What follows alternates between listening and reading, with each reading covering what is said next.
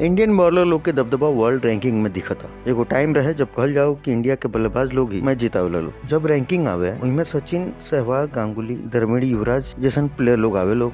फिर समय बदलल, धोनी जैसन सितारा आइले और छा गए। सबके आगे बढ़ावले रोहित शर्मा, विराट कोहली, शुभमन गिल जैसन खिलाड़ी लोग। लेकिन ई टाइम में जे सबसे बढ़िया बा वो इंडिया गेंदबाज बा। टॉप 3 में इंडिया के कोनो बल्लेबाज नहीं खेलो, लेकिन इंडियन गेंदबाज लोग के जलवा पूरा बरकरार बा।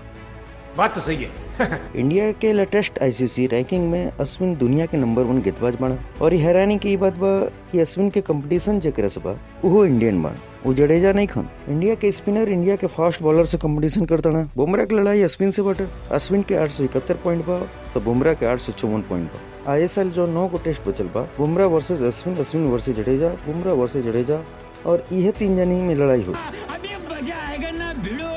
कि के बनी नंबर 1, के बनी नंबर 2, के बनी नंबर 3। फिलहाल वर्ल्ड टेस्ट चैंपियनशिप के रैंकिंग में इंडिया नंबर 1 टीम भी है। वह अश्विन रैंकिंग में नंबर 1, बुमराह नंबर 2 बॉलर बने, वह जडेजा नंबर 6 पे बने।